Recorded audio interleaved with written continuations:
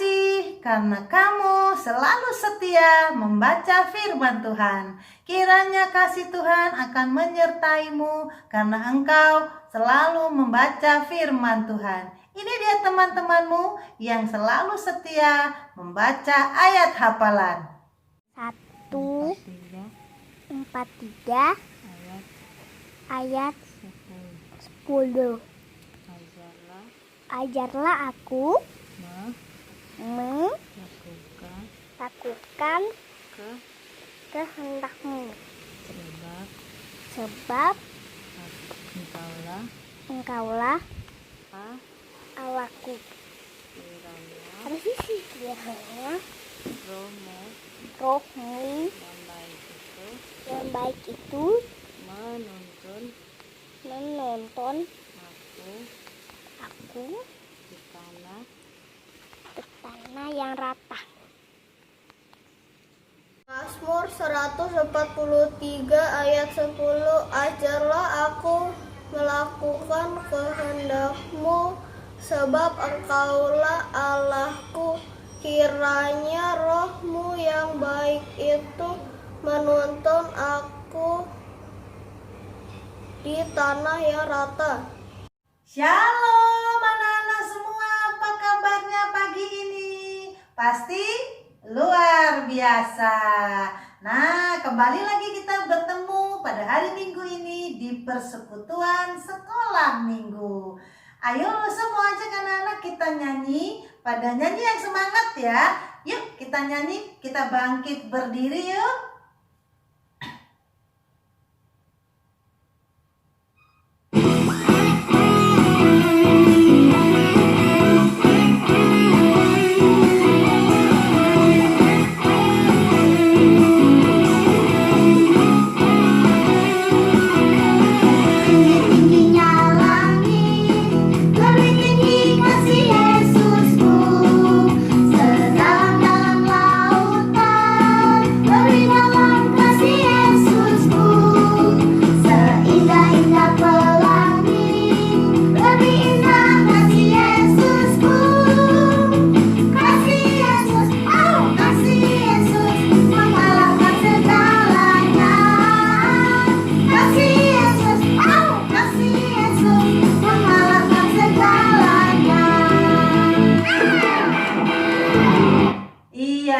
Sekarang kita mau menyanyi tentang pahlawan karena kita sudah bangga memiliki kasih Yesus.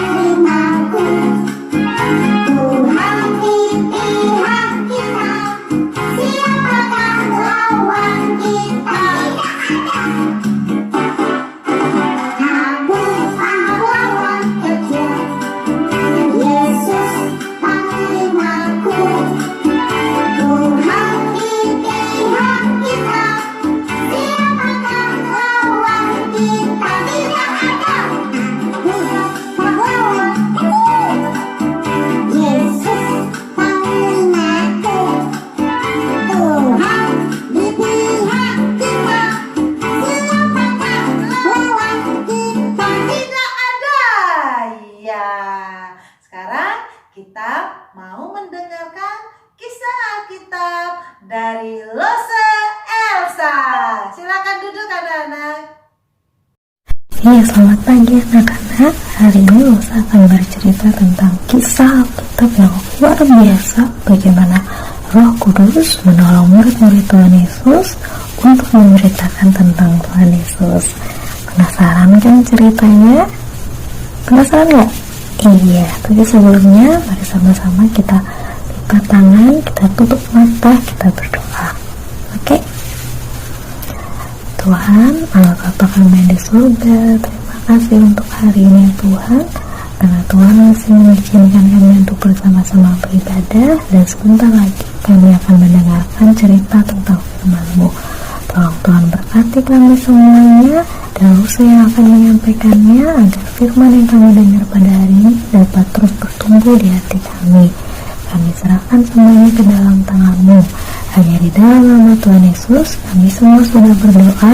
Haleluya. Amin. Amin ya. Jadi sebelum kita semuanya bercerita, mari kita sama-sama kita buka Alkitab kita. Ayo, yang sudah siapkan Alkitab, Alkitabnya dibuka sama-sama ya. Kita buka di Kisah Para Rasul 11. Kisah Para Rasul 11 ayat 19 sampai ayat 30. Sudah dibuka belum Alkitabnya? Ya.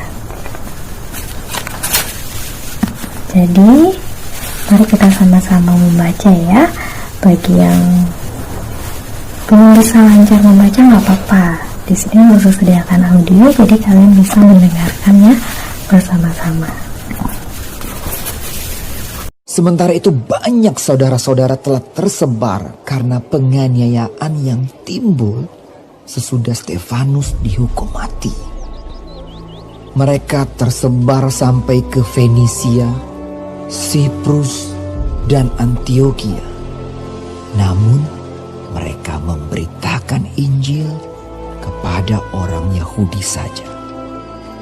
Akan tetapi di antara mereka ada beberapa orang Siprus dan orang Kirene yang tiba di Antioquia dan berkata-kata juga kepada orang-orang Yunani dan memberitakan Injil bahwa Yesus adalah Tuhan. Dan tangan Tuhan menyertai mereka, dan sejumlah besar orang menjadi percaya dan berbalik kepada Tuhan.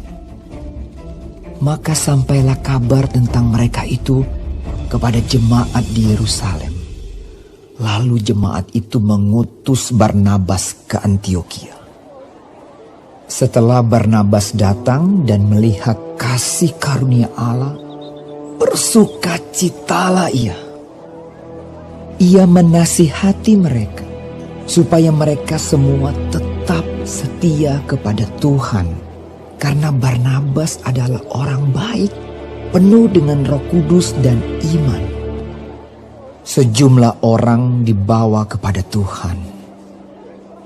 Lalu pergilah Barnabas ke Tarsus untuk mencari Saulus. Dan setelah bertemu dengan dia, ia membawanya ke Antioquia. Mereka tinggal bersama-sama dengan jemaat itu 1 tahun lamanya, sambil mengajar banyak orang. Di Antioquialah murid-murid itu untuk pertama kalinya disebut Kristen. Pada waktu itu datanglah beberapa nabi dari Yerusalem ke Antioquia. Seorang dari mereka yang bernama Agabus bangkit dan oleh kuasa Roh yang mengatakan bahwa seluruh dunia akan ditimpa bahaya kelaparan yang besar. Hal itu terjadi juga pada zaman Claudius.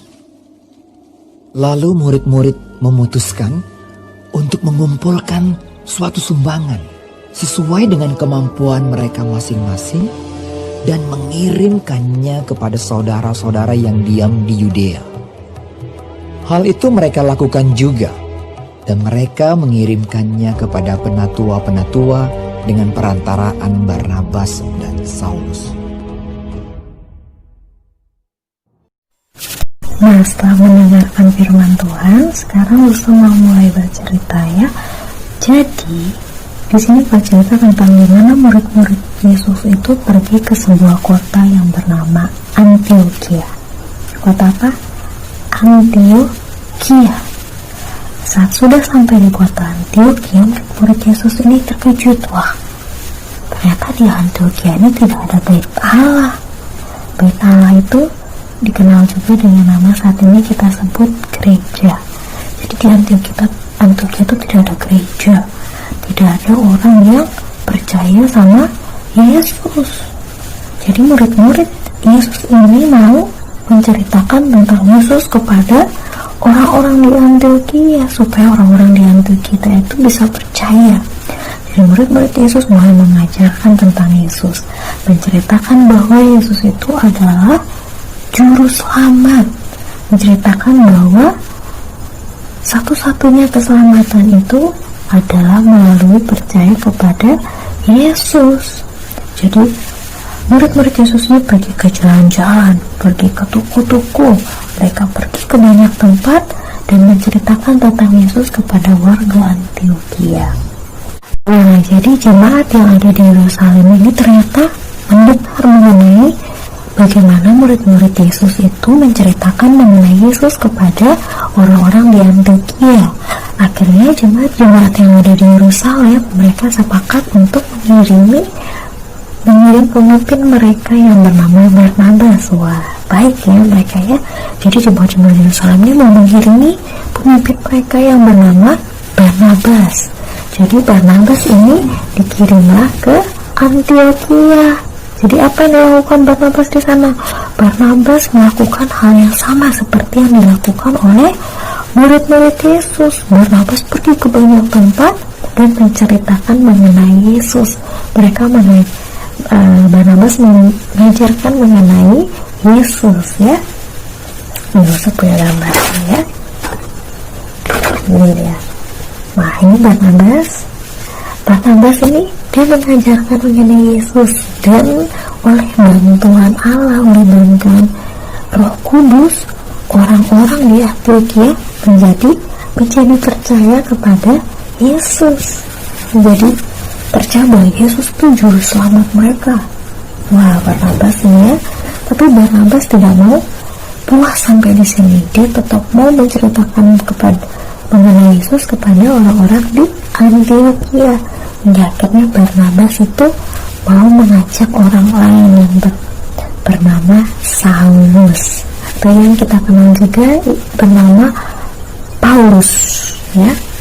Jadi Barnabas pergi ke sebuah kota yang bernama Tarsus ya. Jadi di kota Tarsus ini, disitulah Saulus tinggal. Jadi Barnabas menemui Saulus di kotanya, terus mengajak Saulus untuk menceritakan atau mengajarkan mengenai Yesus kepada orang-orang di Antioquia. Kira-kira Saulus mau nggak?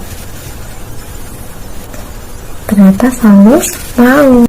Nah, akhirnya Saulus dan Barnabas pergi ke Antioquia dan mulai mengajarkan mengenai Yesus kepada orang-orang yang di Antioquia. Dan di sini orang-orang yang percaya kepada Yesus makin bertambah banyak.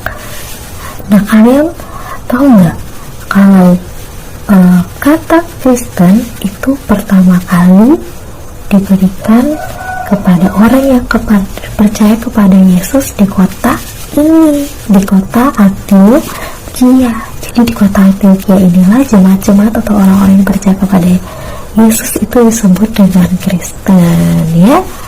Nah, hingga suatu ketika ada seseorang yang dari Yerusalem pergi ke kota Antioquia. Ya, nah ini dia. Nah, ini pria ini bernama Agabus.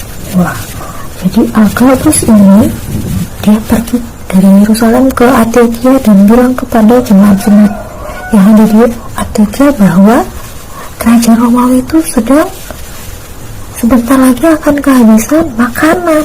Wah, kalau kehabisan makanan bisa kelaparan dong ya. Jadi dia bilang begitu, nanti akan ada banyak orang yang kelaparan kalau kehabisan makanan. Nah, mendengar hal itu, jemaat-jemaat yang sudah percaya kepada Yesus yang ada di Antioquia ini, mereka sepakat untuk memberikan persembahan, dan dari persembahan itu, uang persembahan itu mereka berikan kepada Barnabas dan Saulus. Jadi mereka bilang agar Barnabas dan Paulus menggunakan uang itu untuk dibelikan makanan. Jadi nanti makanannya dibagikan kepada orang-orang yang membutuhkan. Baik sekali ya.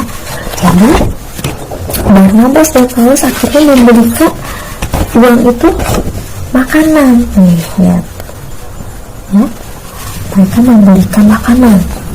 Jadi makanan ini akan dibawa ke kota Yerusalem dan diberikan kepada orang-orang yang membutuhkan. Ini luar biasa sekali ya. Jadi di sini mereka mengucap syukur, mereka senang. Begitu juga dengan jemaat-jemaat yang ada di Antioquia. Mereka senang karena bisa melayani Tuhan. Begitu juga dengan Barnabas dan Saulus, mereka bisa membantu, bisa melayani Tuhan. Firman Tuhan yang sudah Lusa sampaikan hari ini, kita dapat mempelajari begitu banyak hal luar biasa ya. Yang pertama, kita bisa lihat di sini bagaimana orang-orang yang sudah percaya kepada Yesus mau menceritakan dan memberitakan tentang Yesus kepada orang-orang yang belum percaya sama Yesus. Tadi kita lihat di sini murid-murid Yesus sampai di Antioquia mereka kaget. Wah, nggak ada bait Allah di sini. Orang-orang di Antioquia nggak percaya sama Tuhan. Jadi murid-murid Tuhan Yesus mau menceritakan tentang Yesus kepada orang-orang di Antioquia yang belum percaya. Begitu juga dengan jemaat di Yerusalem. Mereka tuh mau kirimkan pemimpin mereka yang bernama Barnabas, agar Barnabas ini bisa menceritakan juga tentang Yesus kepada orang-orang di Antioquia yang belum percaya. Jadi kita di sini harus tahu siapa yang percaya sama Yesus, angkat tangan. Siapa yang percaya sama Tuhan Yesus, angkat tangan yang tinggi. Iya, semuanya pasti percaya ya. Di sini kita sebagai orang yang percaya kepada Tuhan Yesus, salah satu tugas kita adalah kita menceritakan tentang Yesus kepada orang-orang yang belum percaya kepada Yesus. Ceritanya gimana ya saya? Gak usah susah-susah, kita bisa ceritain ke teman kita bagaimana Tuhan Yesus itu sudah baik sama kita semua ya. Tuhan Yesus sudah mati di kayu salib, sudah selamatkan kita dari maut. Kita bisa selamat karena Tuhan Yesus, karena pertolongan Tuhan. Kita bisa ceritakan kepada keluarga kita yang belum kenal kepada Tuhan Yesus, kepada teman-teman kita, dan kepada orang lain ya. Terus yang kedua yang bisa kita pelajari dari cerita ini adalah bagaimana orang-orang percaya atau jemaat-jemaat Kristen ini mereka mau menolong sesama. Mereka mau memberikan persembahan kepada Tuhan, dan melalui persembahan itu dikumpulkan untuk menolong orang-orang yang membutuhkan. Jadi kita di sini sebagai orang yang percaya kepada Tuhan, kita bisa memberikan persembahan ya. Dari persembahan itu nanti dikelola sebaik-baiknya oleh gereja untuk membantu yang orang yang membutuhkan, atau kita juga bisa memberikan langsung kepada orang yang membutuhkan. Kalau di rumah kita bisa memberikan bantuan pertolongan kepada misalnya kakak lagi sakit, kita bantuin, mama kita bantuin di rumah ya. Yang simpel dulu, kita sebagai orang yang percaya kita harus saling membantu, saling menolong, dan yang paling penting juga kita harus berdoa. Kita minta pertolongan Tuhan, kita minta pertolongan Roh Kudus, karena kita tidak mungkin bisa selesaikan semuanya dengan kemampuan kita sendiri, tapi karena pertolongan Tuhan. Oke? Iya, jadi dari situ apa aja kita tadi pelajari? Yang pertama, kita mau menceritakan tentang siapa? Tentang Yesus kepada orang lain ya. Yang kedua, kita mau memberikan persembahan dan mau menolong susah. Yang untuk ayat hafalan minggu depan itu diambil dari Yakobus 5 ayat 16a ya. Yakobus 5 ayat 16a. Coba dibuka dulu Alkitabnya. Yakobus 5 ayat 16a ya. Di sini usah bacain. Karena itu hendaklah kamu saling mengaku dosamu dan saling mendoakan supaya kamu sembuh ya. Pendek sekali, kita sama-sama kita ulangin ya. Yakobus 5 ayat 16a.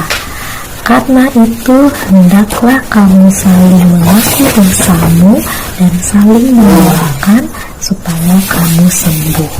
Ya, lagi sekali Yakobus 5 ayat 16a. Karena itu hendaklah kamu saling mengaku dosamu dan saling mendoakan supaya kamu sembuh. Ya anak-anak, untuk hafalannya semuanya telah hafalkan ayatnya dan bisa minta tolong ke mamanya atau papa atau kakaknya, nanti mikirin videonya close ya. Oke, kita akan mengakhiri firman Tuhan kita kali ini. Mohon kita semua tutup mata dan nanti kita sama-sama belajar untuk menghafalkan doa Bapa Kami. Oke, nanti anak-anak yang belum hafal bisa ikutin dosa. Mari kita semua lipat tangan, kita tutup mata, kita berdoa. Tuhan, Allah Bapa Kami di surga, terima kasih Tuhan untuk firman Tuhan yang sudah kami dengar hari ini. Tuhan, tolong bantu kami agar kami dapat menjadi umat-Mu yang dapat percaya kepadamu dan dapat menceritakan tentang-Mu kepada orang lain. Bantu juga kami Tuhan agar kami dapat bisa terus membantu sesama kami yang membutuhkannya. Dan inilah doa kami Tuhan, kami panjatkan ke dalam tangan-Mu. Oke, mari kita sama-sama doa Bapa kami ya. Bapa kami yang ada di surga, dikuduskanlah nama-Mu, datanglah kerajaan-Mu, jadilah kehendak-Mu di bumi seperti di surga. Berikanlah kami pada hari ini makanan kami yang secukupnya, dan ampunilah kami akan kesalahan kami, seperti kami juga mengampuni orang yang bersalah kepada kami. Dan janganlah membawa kami ke dalam pencobaan, tetapi lepaskanlah kami daripada yang jahat. Karena Engkau-lah yang punya kerajaan dan kuasa dan kemuliaan sampai selama-lamanya. Amin. Amin. Oke, selamat hari ini anak-anak. Sampai jumpa lagi.